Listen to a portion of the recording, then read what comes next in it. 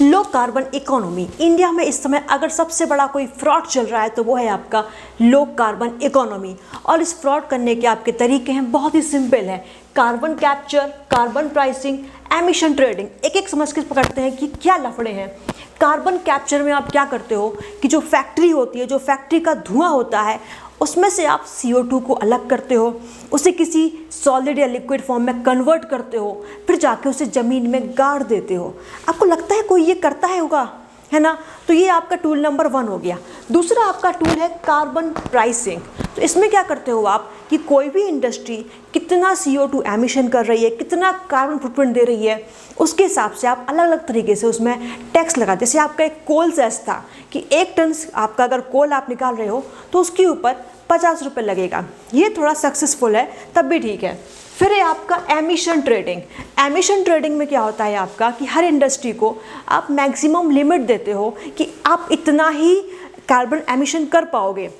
अगर आप उससे नीचे करते हो तो जो आपकी बाकी लिमिट बच गई है उसको आप पेपर बनाकर कि हमने इतना कम किया है, जो जिन लोगों ने ज़्यादा एमिशन कर दिया है उनको बेच सकते हो, मतलब स्वैपिंग कर सकते हो, एक्सचेंज कर सकते हो। तो ये है आपका एमिशन ट्रेडिंग। इसको मैं अलग टॉपिक में कवर करूँगी एक बार।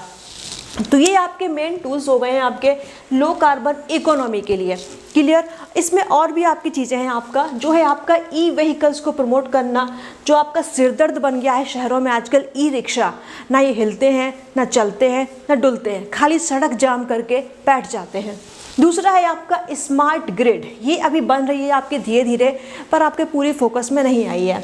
रिसाइकलिंग, ये तो मतलब कुछ यूट्यूबर्स और इंस्टाग्रामर्स हैं वो कर रहे हैं, जो बना बना के रील डालते रहते हैं, बट मास लेवल पर अभी कोई भी रिसाइकलिंग आपकी इस तरीके से नहीं हो रही है। फिर है आपका एनर्जी एफिशिएंट बिल्डिंग्स। ये भी अभी आपकी कुछ इक्का दुक्का बन रही है, ऐसा नहीं कि बहुत मास लेवल पर आपका कि जो आपकी बड़ी बड़ी मल्टी हैं वो एनर्जी एफिशिएंट हो। कुछ काम हो रहे हैं but not up to the mark. Clear? तो ये है पूरी आपकी लो कार्बन इकोनॉमी, जिसमें आपको क्या करना होता है कि ग्रीन हाउस गैस एमिशन का रिडक्शन कम करना होता है, स्पेशली CO2 का, एंड सस्टेनेबल ग्रोथ आपको फोकस करनी है। क्लियर आपको? अब लो कार्बन इकोनॉमी बहुत ही डिफ़िकल्ट है, बिकॉज अगर आपको कार्बन एमिशन कम करना है तो उसके लिए जो आपका कैपिटल इंटेंस ज़्यादा होता है, ज़्यादा पैसा लगता है, टेक्नोलॉजी उतनी हमारे पास है नहीं है, इंफ्रास्ट्रक्चर भी नहीं है, हाई इनिशियल कॉस्ट है। जो आपके रिन्यूएबल एनर्जी में काम हो रहा है वो काफ़ी अच्छा है इस सेक्टर में।